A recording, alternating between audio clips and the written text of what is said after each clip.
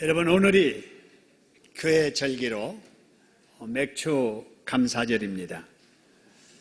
오늘 또 말씀을 사모함으로 들을 때 하나님께서 성령을 통해서 우리 모두에게 크신 은혜 허락해 주실 줄로 믿습니다. 여러분, 우리가 오늘 맥주 감사절을 지키는데요, 왜 우리가 이 절기를 지켜야 할까요? 그것은 사람이 만들어서 우리 이렇게 지키자 한 것이 아니고 하나님께서 지키라고 명령하셨기 때문입니다. 오늘 본문의 말씀과 관련된 출애굽기 23장 15절의 말씀을 보면 너는 절기를 지키라 이렇게 말씀하셨습니다. 근데 절기를 지켜도 매년 몇 번 지키라 그랬어요? 3번 지키라 그랬어요. 그 3번의 절기가 무엇인지를 오늘 본문과 역시 출애굽기 23장 15절 이하에 보면은 첫 번째, 무교병의 절기를 지키라. 두 번째, 맥주절을 지키라. 세 번째, 수장절을 지키라고 말씀을 하십니다. 왜 이 절기를 지키라고 하시는가? 역시 관련된 말씀을 보면은 너는 무교병 절기를 지키는데 그 이유는 그 달에 네가 어디에서 나왔습니다 그래서요? 애굽에서 나왔습니다 그랬습니다. 여러분, 애굽은 지금 우리가 알고 있는 이집트라고 하는 나라입니다. 지금도 하나님을 잘 섬기지 않는 나라인데요, 그 당시 애굽은 바로 우상을 섬기는 나라였습니다. 그런데 하나님의 백성, 이스라엘 백성들이 이 우상 섬기는 이방 나라에 가서 살기 시작한 이유는 가뭄을 피해서 그곳에 들어갔던 야곱의 아들들이 처음에는 그 나라 총리였던 동생 요셉 때문에 그곳 사람들에게 특별 대우를 받아 살았지만은 계속 그곳에 정착하는 동안 세월이 지나 요셉을 알지 못하는 애굽의 지도자들이 나라를 다스리면서부터 핍박을 받기 시작을 하게 됩니다. 여러분, 자기 땅에 살고 있는 외국 사람들이 숫자가 얼마 아닐 때는 별 관심을 보이지 않지요. 지금 우리나라에 외국 근로자들이 많이 왔습니다. 근데 우리가 별로 관심을 두지 않습니다. 왜냐하면은 숫자도 비록 이렇게 많지 않고 또 경제적으로 사회적인 영향력도 별로 크지 않아서 그러는데, 어느 나라나 타민족이 들어와서 경제권을 잡기 시작하고 영향력을 행사하기 시작을 하고 숫자가 늘어나기 시작을 하게 되면은 시기하고 질투하고 심해지면 학대하고 핍박하기 시작을 하게 됩니다. 이스라엘 나라도 마찬가지였어요. 사람들이 자꾸 번성하게 되고 경제력을 잡게 되고 사회적인 영향력을 행사할 정도가 되니까 이 사람들 이렇게 둬서는 안 되겠다 해서 학대하기 시작을 합니다. 노예로 부리기 시작을 합니다. 가장 힘든 일들을 맡기고 감당이 어려운 일감을 주고 그것을 감당하지 못할 때는 때립니다.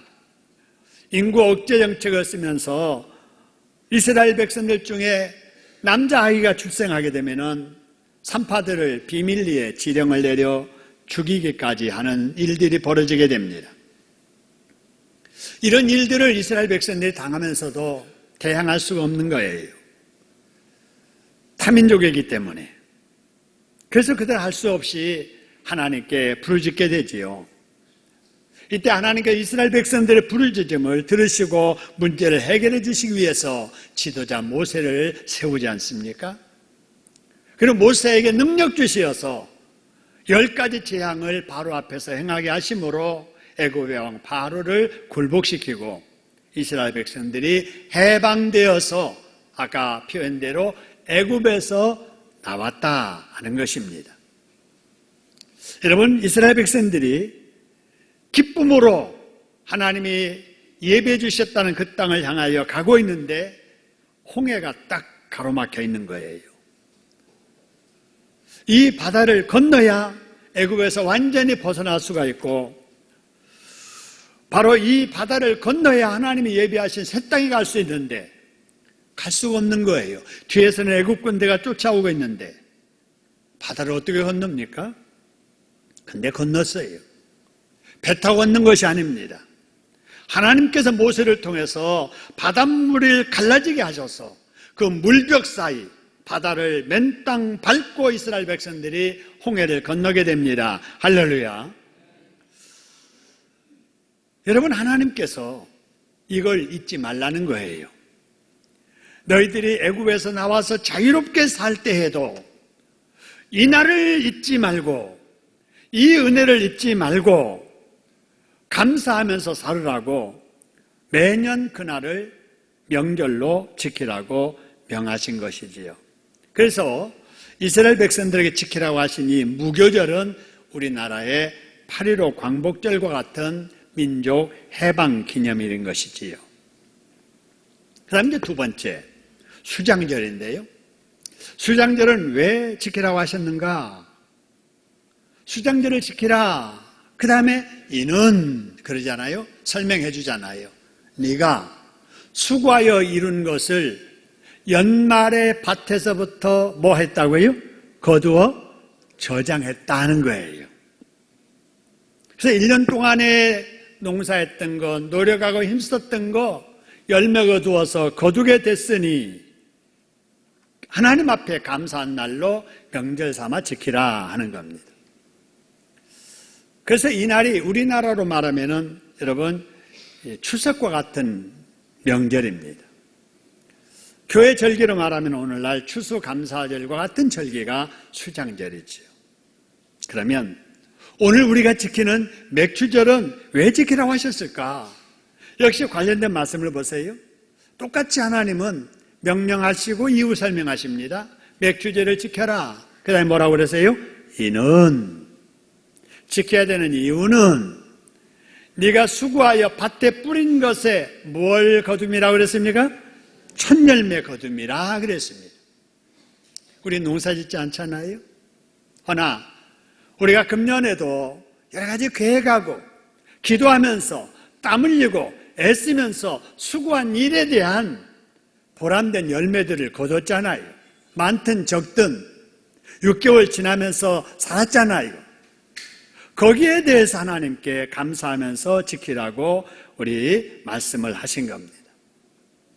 이렇게 하나님께서 1년에 3차례 지키라고 하신 이 명절 공통점이 하나 딱 있는데 그게 뭐냐면요, 하나님께서 은혜를 베푸시고 그 은혜를 받은 이스라엘 백성들에게 감사하며 지키라는 것입니다. 할렐루야. 그래서 우리가 이 절기를 지금 이어서 지킬 때에도 맥주절을 그냥 맥주절이라고 하지 아니하고 맥주 무슨 절 그래요? 감사절. 추수절도 그냥 추수절이라고 하지 아니하고 추수 무슨 절?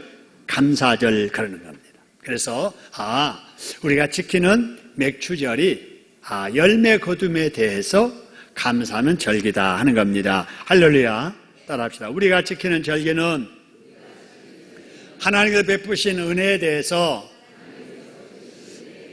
감사하는 절기다. 네, 그렇습니다. 여러분, 그런데 여러분, 감사라고 하는 것은 시켜서 하는 건 감사가 아니지요. 알아서 할 때 감사가 되는 거지요. 그런데 하나님께서 우리에게 감사를 명령하십니다. 감사하라라고 명령을 하셔요. 여러분, 왜 그래야 되느냐 하는 걸 알아야 됩니다. 여러분, 우리 자녀들에게 부모님 생신되면 선물 준비해서 가져오너라 그래요. 왜 그래요? 적어도 부모님 생신 때 자식이 감사할 줄 알아야 그게 도리잖아요.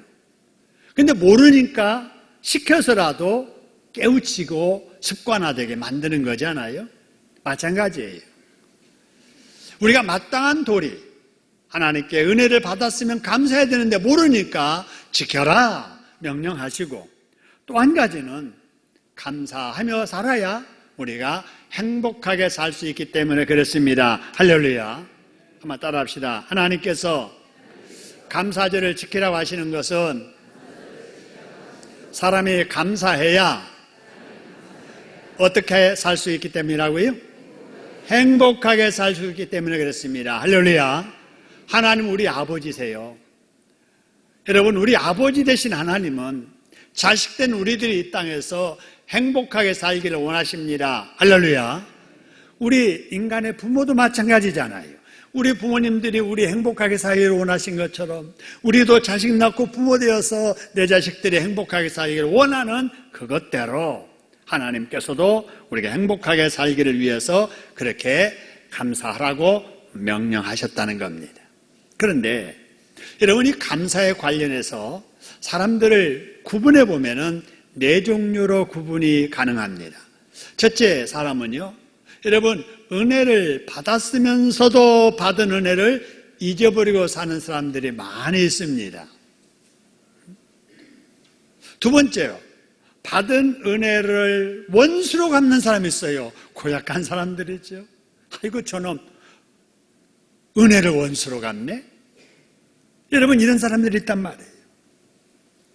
그리고 어떤 사람은 받은 은혜를 기억하여 감사하며 사는 사람이 있고요. 또 어떤 사람은 받은 은혜를 따지지 아니하고 늘 감사하는 마음으로 사는 사람이 있습니다. 여러분은 몇 번에 해당된다고 생각하세요? 1번인가요? 2번인가요? 3번인가요? 4번인가요? 한번 생각해 보시기 바랍니다. 나는 어떤 사람인가? 또 한 걸음 더 나아가서 여러분, 이 네 종류의 사람 중에 어떤 사람이 가장 행복할까 하는 거예요. 받은 은혜에 대해서 잊어버리고 사는 사람, 이런 것 저런 거 매이지 아니하고 자유롭게 살아가니까 행복할까요? 은혜를 받고도 원수로 갚는 사람, 자기 기분대로 감정대로 멋대로 사니까 행복할까요? 아니죠.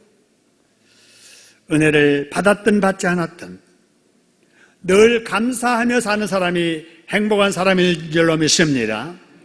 받은 은혜를 잊지 않고 기억하여 감사하며 사는 사람이 진정 행복한 사람인 줄로 믿으시기를 소원합니다.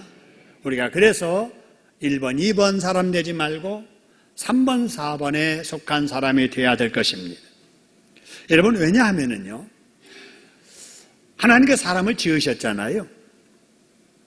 하나님이 사람을 지으실 때 외모만 지으신 게 아니고 모든 이 인간의 기능을 다 하나님이 지으셨습니다. 어떻게 반응하는가? 그 사람이 살아있는 동안에 반응하는 그 모든 것을 다 하나님이 거기에 기능을 부여해서 사람을 지으신 거예요. 그래서 감사와 관련해서 사람이 감사하는 마음을 가지고 살 때 사람을 기쁘게 하고 행복하게 하는 호르몬이 분비하게 하셨습니다. 그 호르몬을, 여기도 의사 선생님이 계십니다마는 의사들이 규명하기를 엔돌핀이라는 호르몬이라고 이렇게 말을 합니다. 여러분, 엔돌핀이라는 말 많이 들어보셨죠? 많이 웃어라. 엔돌핀이 나온다. 그러잖아요. 여러분, 그게 사실인지 어느 의사의 간증을 들어보면 바로 이를 좀 더 잘 이해할 수 있을 것 같아서 간증 하나 소개하지요. 50대 초반의 뇌졸중 환자 2명의 사례인데요. 2명의 환자가 한 병원에 뇌졸중으로 입원했습니다. 두 사람 다 한편이 마비된 상태로 입원해서 치료를 받고 있었습니다.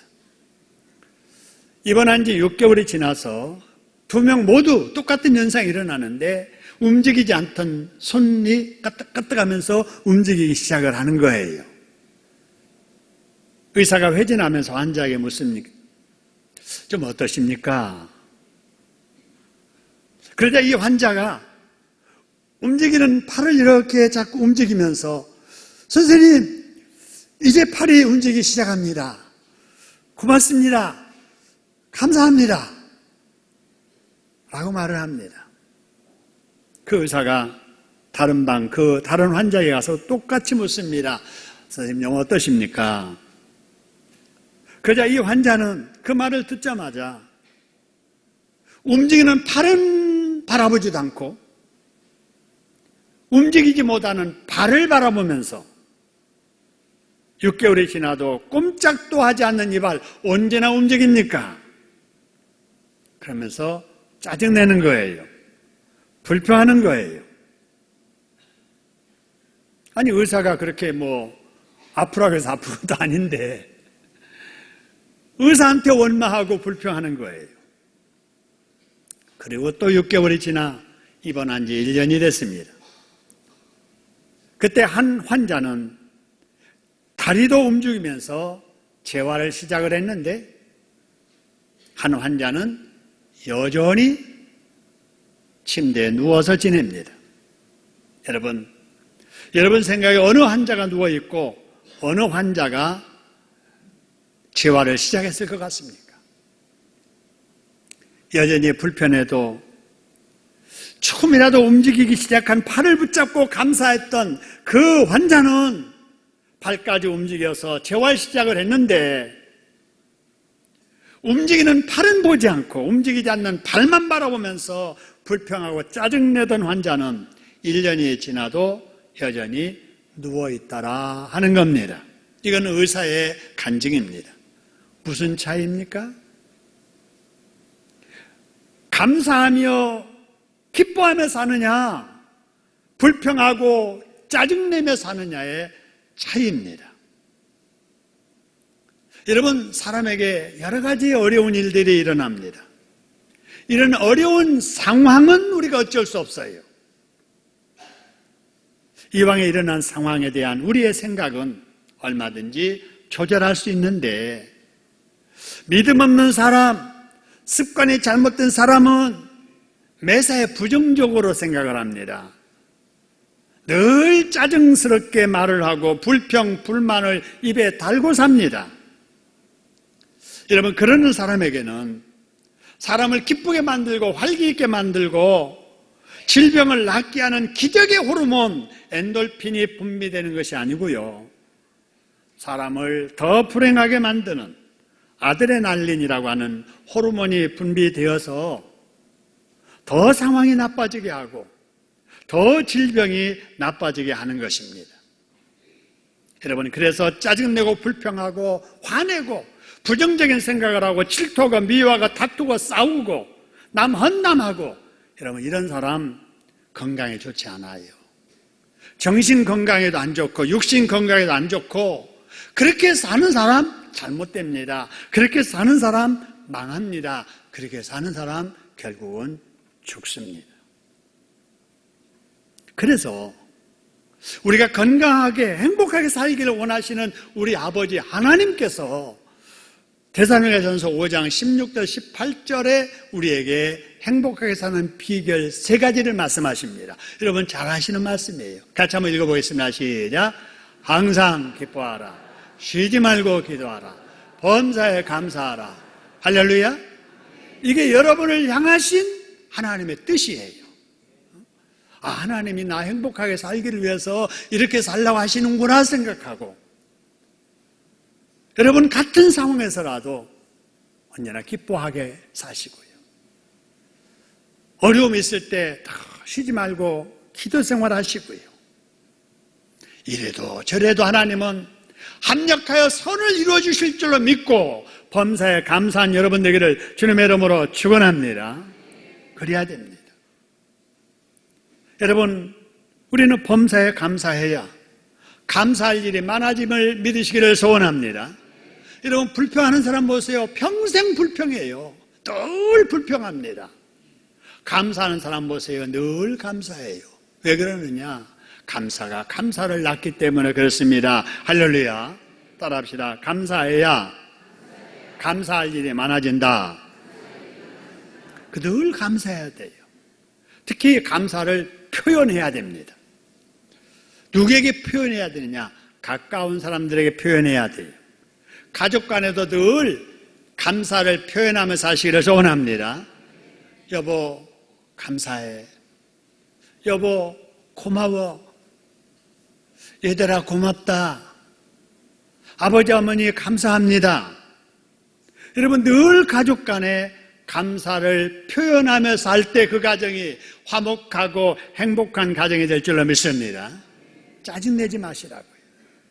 불평하지 마시라고요. 주변 사람들과 늘 감사해야 됩니다. 여러분 나라마다 그 문화가 있는데요.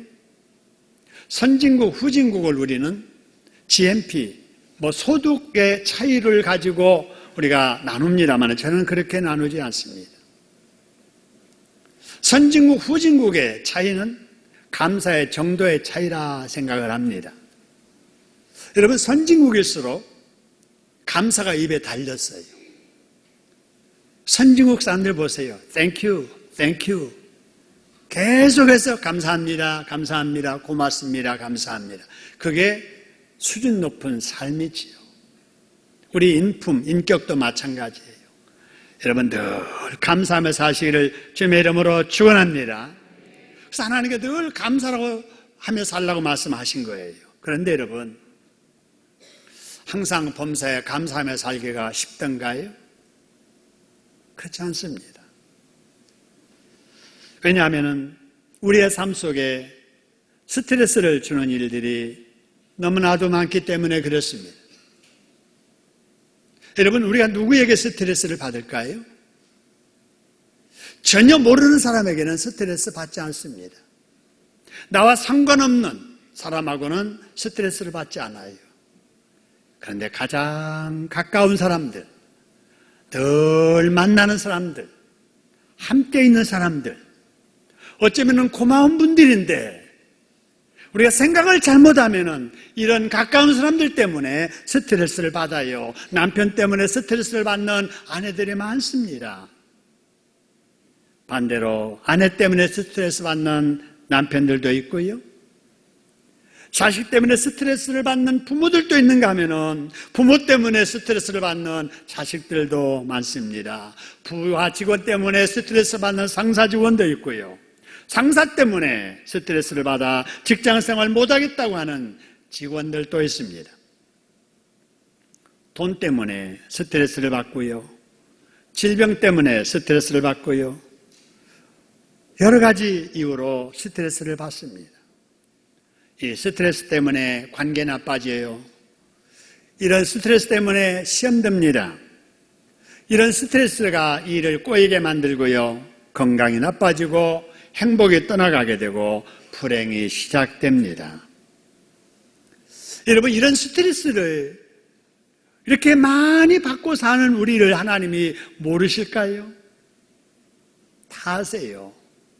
어쩌면 나보다 하나님은 내가 얼마나 많은 스트레스 속에 산다는 것을 아실 겁니다. 그래도 하나님은 말씀하시기를 스트레스 때문에 불평하지 말고 원망하지 말고 짜증내지 말고 기뻐하며 감사하며 살라고 말씀하십니다. 할렐루야. 그럼 하나님은 어떻게 하면 그렇게 될 수 있다고 하실까요? 결론은 간단합니다. 한번 따라합시다. 내 생각을 조금만 바꾸면 스트레스를 이기며 행복하게 살 수 있다. 뭘 바꾸면 된다고요? 생각. 여러분 우리가 오해하는 일들 생각만 조금 바꾸면 뭐 할 수 있어요? 이해할 수가 있어요. 그런데 생각을 조금 달리 못해가지고 계속 오해하는 거예요. 계속 미워하는 거예요. 계속 불편하게 사는 거예요. 조그만 생각을 바꾸면 되는데 말입니다. 생각 바꾸는 방법을 말씀을 드렸지요. 여러분 우리나라에 세계 1등인 것들이 참 많습니다. 근데 여러분 좋은 1등은 좋은 일인데 안 좋은 1등이 있어서 문제지요. 우리나라의 안 좋은 세계 1등 중에 하나가 자살률이에요. 작년 기준 우리나라 자살률이 예년과 같이 계속 1등을 유지했습니다. 계속 1등입니다. 어느 정도로 자살이 많은가? 여러분 40분마다 한 사람씩 자살해 죽습니다. 이 좁은 대한민국에 40분마다 한 사람씩 자살해요. 하루에 36명씩 자살합니다. 1년 계산하니까 13,092명이 자살해서 죽습니다. 와, 여러분 13,000명 운동장에 한번 모아보세요. 얼마나 많습니까? 근데 자살을 시도하다가 실패한 사람은 얼마나 많겠으며, 자살해버릴까 충동을 느꼈던 사람들은 또 얼마나 많겠습니까? 여러분, 사람의 욕구 중에 가장 강한 욕구가 죽지 않고 살려는 생존의 욕구인데, 오죽하면은 자살하겠어요. 환경이 좀 어려워서 너무 안타까운 일들이 계속 반복됩니다만, 그러나 여러분, 자살은 절대 하면은 안 됩니다. 왜 안 되느냐? 자살은 생명을 주신 하나님을 거역하는 일이기 때문에 안 됩니다. 여러분, 자살은 자기 자신을 스스로 죽이는 살인 행위이기 때문에 안 되는 거예요. 또 하나는 하나님 앞에 자살은 큰 죄를 짓는 일이기 때문에 절대로 자살하면 안 됩니다. 여러분, 우리가 자살하면 안 되는데요, 여러분 중에 지금까지 차라리 내가 죽어버릴까? 그런 생각 해보신 분들이 계실 거예요. 차마 내가 자식 때문에 또 주변 사람들 때문에 부모 때문에 실행을 옮기지는 못했어도 내 생만 하나 끊으면 그만인데 하는 생각 해본 적 있으실 거예요. 여러분, 그럴지라도 앞으로 그런 충동이 또 올지도 몰라요. 그럴 때 어찌해야 되는가?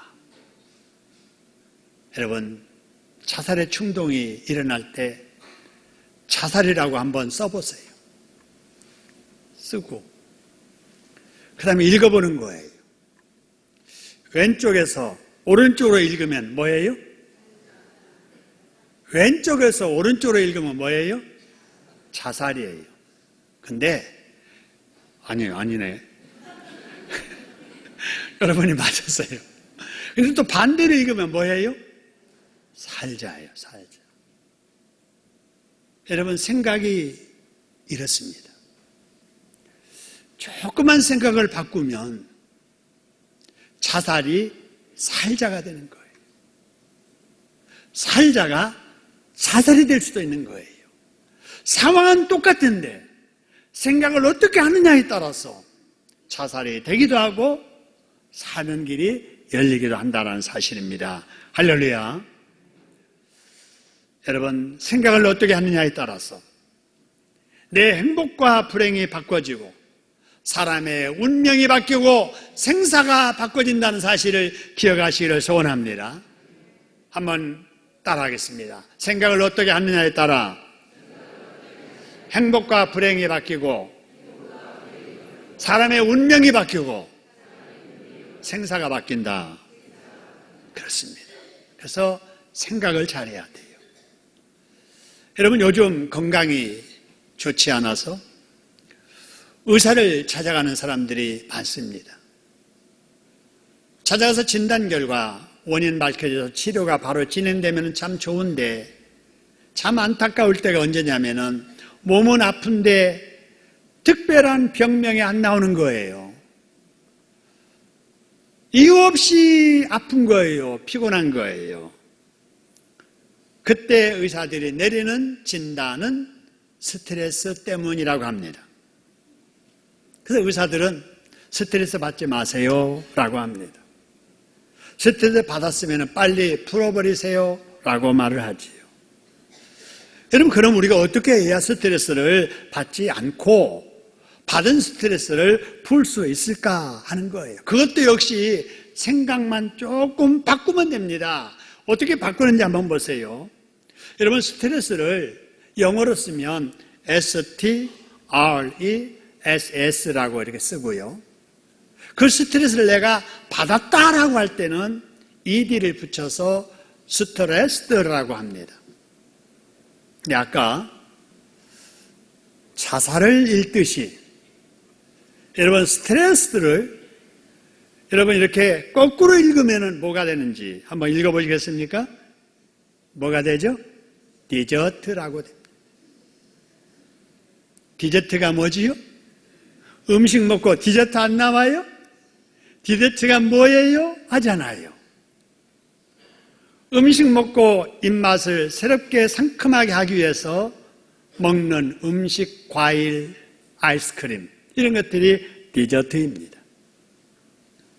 여러분, 우리가 이 세상을 스트레스 받지 않고 살 수가 없습니다. 그러나 여러분은 인생살이 중에 만나는 많은 어려운 일들을 스트레스로 해석하여 신경정적인 반응을 보이면서 인생을 사시렵니까? 아니면 스트레스를 디저트라고 해석을 해서 아니 이 정도야 인생의 감칠만하는 디저트지, 이런 일도 없으면 인생 무슨 맛으로 심심해서 살아, 이러면서 오히려 여러분 감사하며 사시렵니까?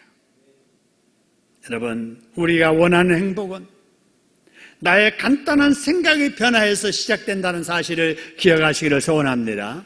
한번 따라합시다. 내가 원하는 행복은 내 생각의 변화에서 시작이 된다. 그렇습니다. 뭔가 환경이 바꿔서 행복 시작되는 게 아니에요. 내 생각이 바꿔져야 내 행복이 시작된다는 사실입니다. 할렐루야. 부정적인 생각 바꿔서 긍정적인 생각 가져야 돼요. 짜증, 원망, 불평 버려버리고 늘 매사에 기쁘고 감사하면서 살 때 나의 행복이 시작되는 줄로 믿으시기를 소원합니다. 여러분, 내 생각이 이렇게 긍정적인 생각으로 바꿔지려면요, 내 생각을 하나님의 뜻에 맞추고 살아야 됩니다. 어떤 뜻에 맞춰야 되느냐?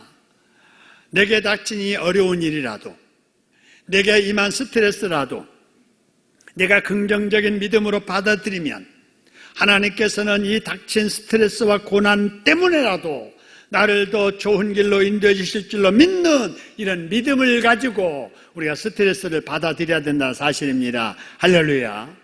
우리의 감사의 조건을 세상 조건에 두지 않아야 된다, 그 말입니다. 우리의 감사의 조건을 예수님의 보혈의 능력에 두고 살아야 됩니다. 할렐루야. 여러분, 우리가 추구하는 바는 행복이잖아요. 불신자들도 행복하게 살기를 원해요. 그러나 불신자들이 추구하는 행복과 우리가 추구하는 행복은 질적으로 다릅니다. 뭐가 다르냐? 여러분, 불신자들이 말하는 행복은 해피니스라고 합니다. 해피니스. 성도들이 추구하는 행복은 블레싱입니다. 여러분, 이 해피니스와 블레싱의 차이가 뭔가? 여러분, 여기 해피니스라고 하는 행복은 해프닝에서 시작이 됩니다. 해프닝이 뭐냐면요, 뭔가 일이 생겨야 되는 거예요.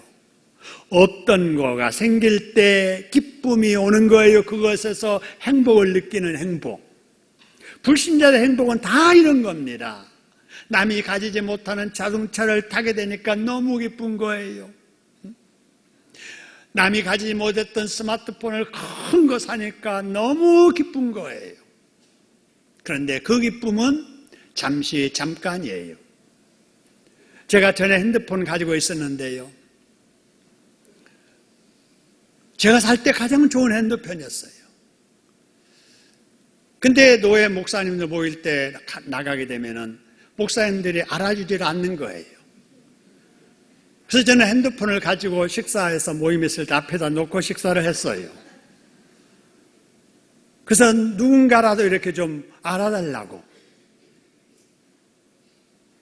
그렇게 제가 핸드폰 새롭게 산 것을 가지고 기쁘게 여겼는데 그 핸드폰을 이제 쓰고 집에다 보관했다가 어제 핸드폰을 찾아가지고 거기 있는 자료를 내 핸드폰에다가 여기 옮기려고 찾아봤더니 너무너무 작은 거예요. 어디다 요새는 내밀지도 못하겠는 거예요. 내가 이 핸드폰을 어떻게 사용했던가, 이 작은 것을. 근데 그 당시에는 그걸 가지고 뽀겼거든요. 근데 지금은 쓰레기 같아요. 왜냐? 더 큰 것이 나왔거든요. 이게 여러분 좋은 핸드폰이에요. 근데 이 핸드폰도요, 조금 있으면 접는 핸드폰 나오는데 그 접는 핸드폰 나와서 갖게 되면은 이거는 또 관심도 없을 거예요. 세상의 것에 우리가 초점을 두는 감사는 다 이렇습니다. 여러분, 우리가 감사할 것은 이런 해프닝에서 오는 것이 아니라 블레싱에서 와야 되는데, 이 블레싱은 어디서 기원했느냐? 블러드에서 시작을 합니다. 이 블러드가 뭐냐면 피라는 거거든요. 이 피는 무슨 피냐? 내 죄를 용서하기 위해서 하나님이신 예수님께서 이 세상에 오셔서 내신 십자가에 죽으신 그 보혈의 은혜에 기초한 축복입니다. 할렐루야. 우리는 늘 감사하고 행복하게 느낄 것은 나 같은 것이 예수님의 그 보혈의 은혜로 죄 용서받아 하나님의 자녀 되었다는 것에 대해서 늘 감사하며 살아야 될 줄로 믿습니다.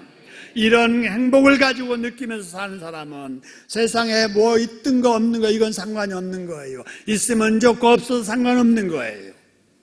여러분, 차원 높은 이 감사와 행복을 여러분 맛보면서 누리며 사는 여러분 되기를 주님의 이름으로 축원합니다. 여러분은 여러분의 인생을 앞으로 어떻게 사시려고 하십니까? 매사에 원망하며 사시겠습니까? 매사에 부정적인 생각에 매여 사시겠습니까? 매사에 불평하며 사시겠습니까? 남의 약점만 바라보며 사시겠습니까? 남을 비난하면서만 사시겠습니까? 매사에 비판적이며 부정적인 삶을 사시겠습니까? 아니면 긍정적인 마음으로 서로 좋은 말 해주며 서로 격려해주고 이해해주고 사랑해주고 세워주고 축복해주며 감사하며 사시겠습니까? 여러분, 늘 범사에 감사하며 사시기를 주님의 이름으로 축원합니다. 작은 일부터 감사하시길 바랍니다. 오늘 아침에 일부 예배 때 전반기 동안에 하나님께 받은 은혜에 대해서 감사하는 글을 어느 두 분이 발표를 했는데, 제가 그분의 발표 중에 이런 내용을 듣고 저도 감동을 받았어요. 하나님, 볼 수 있는 눈을 주셔서 감사합니다. 볼 수 있는 눈으로 이제 성경을 읽게 하시니 감사합니다. 여러분, 볼 수 있다는 것에 감사하는 마음이 생기는 거 행복의 시작이에요. 보아도 다른 사람을 안 보는 내가 전에 보지 못했던 하나님의 말씀을 볼 수 있게 하시니 감사합니다. 여러분, 이 사람 행복의 시작입니다. 할렐루야. 행복의 시작은 감사부터 시작된다는 말이 바로 그런 거예요. 여러분, 작은 일부터 감사하세요. 교회에 나오게 된 거 감사하고, 오늘 또 이 자리에 앉게 된 거 감사하고, 여러분 오늘 또 숨 쉴 수 있는 거 감사하고, 음식을 먹을 수 있음에 감사하고, 움직일 수 있음에 감사하고, 들을 수 있음에 감사하고, 여러분 감사하며 사시기를 소원합니다. 가정에서도 감사하고, 교회에서도 감사하고, 직장에서도 감사하고, 국가와 민족과 사회에서도 여러분 감사할 수 있기를 소원합니다. 감사의 씨를 뿌릴 때, 감사의 씨를 뿌리는 자만이 감사의 열매를 거두며 살 수가 있게 되는 것입니다. 여러분의 행복한 인생은 감사로부터 출발합니다. 하나님께서 이 감사의 마음을 새롭게 하시려고 오늘 이렇게 맥주 감사제를 허락해 주신 줄로 믿습니다. 여러분, 오늘부터라도 매사에 감사하는 마음을 품고 감사를 표현하며 살아가는 행복한 저와 여러분 되기를 주님의 이름으로 축원합니다. 우리 합심해서 한번 기도하시지요. 하나님, 감사거리 볼 수 있는 눈이 열려지게 하시고, 감사하며 살게 해주시고, 감사의 시작이 행복의 시작임을 깨닫게 해주시니 감사합니다. 감사하며 살겠습니다. 통성으로 기도하겠습니다.